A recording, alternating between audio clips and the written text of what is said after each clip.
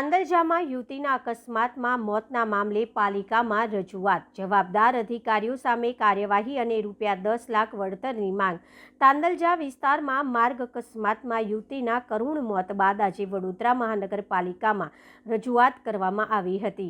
Advocate Ashfaq મલિકની આગેવાનીમાં પરિવારજનો અને સ્થાનિકોનું પ્રતિનિધિમંડળ ડેપ્યુટી મ્યુનિસિપલ કમિશનરને મળ્યું હતું અને સમગ્ર ઘટનાની નિષ્પક્ષ તપાસ, જવાબદાર અધિકારીઓ સામે કાર્યવાહી તેમજ મૃતકના પરિવારને વળતર આપવાની માંગ કરી હતી। પ્રાપ્ત માહિતી મુજબ તાંદલજા વિસ્તારમાં રહેતી માહિન સૈયદનું 2 દિવસ અગાઉ 2 વ્હીલર પર જતી વખતે માર્ગ અકસ્માતમાં દુઃખદ મોત થયું હતું।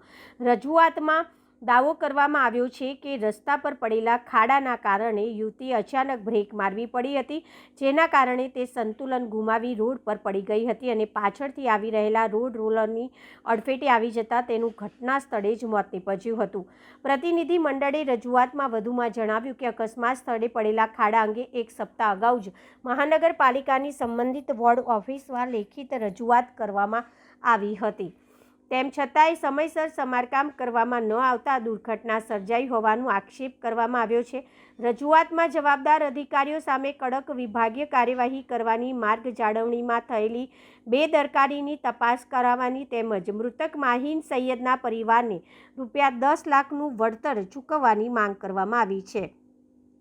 ડેપ્યુટી મ્યુનિસિપલ કમિશનરે રજૂઆત સ્વીકારી સમગ્ર મામલે યોગ્ય તપાસ કરી કાયદેસરની કાર્યવાહી કરવાની ખાતરી આપવામાં આવ્યું હોવાનું જાણવા મળેલ છે। આ ઘટના બાદ શહેરમાં રસ્તાઓની જાળવણી અને ચોમાસા દરમિયાન પડતા ખાડાઓને લઈને ફરી એકવાર પ્રશ્ન ઊભા થયા છે।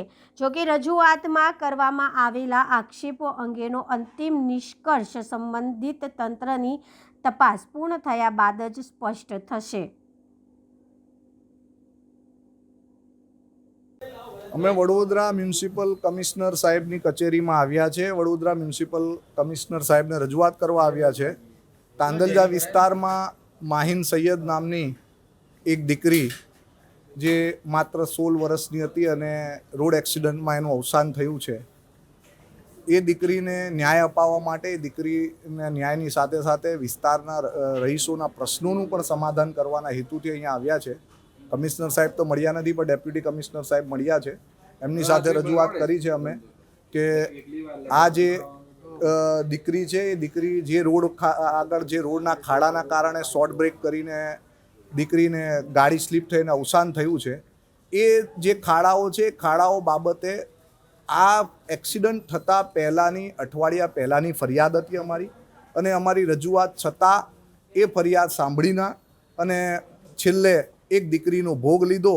તો એના માટે જે કર્મચારીએ સાંભળ્યું નથી એવા કર્મચારીના વિરુદ્ધ પણ પગલાં લેવામાં આવે, સાથે સાથે દીકરીને ન્યાય આપવામાં આવે, દીકરીના પિતાશ્રી પરિવારને ₹10 લાખ વળતર આપવામાં આવે, એવી અમારી રજૂઆત છે। સાથે વિસ્તારની અંદર છેલ્લા ઘણા સમયથી એક રોડનું કામ શરૂ થયું હતું, 20 વર્ષે રોડ શરૂ થયું અને હજુ પણ એ કામ પૂર્ણ થયું નથી। તો એ રોડની કામગીરી પણ વહેલામાં વહેલી તકે પૂરી કરવામાં આવે। ત્યાં પણ એક્સિડન્ટ ઝોન જેવી પરિસ્થિતિ ઊભી થઈ છે, એટલે એ પણ રજૂઆત છે। અને સમગ્ર વિસ્તારમાં જ્યાં જ્યાં ખાડાઓ છે એનું વહેલામાં વહેલું સમારકામ કરવામાં આવે। તાંદલજાની આખા વિસ્તારમાં 300થી વધુ સોસાયટીઓ છે। અત્યારે આ વિદ્યાર્થીઓને લઈને આવ્યો છે, કારણ કે એક વિદ્યાર્થીનું અવસાન થયું છે, એટલે વિદ્યાર્થીઓ આવ્યા છે। જો નહીં થાય તો આગામી દિવસોમાં આખો વિસ્તાર અહીં લઈને આવીશું।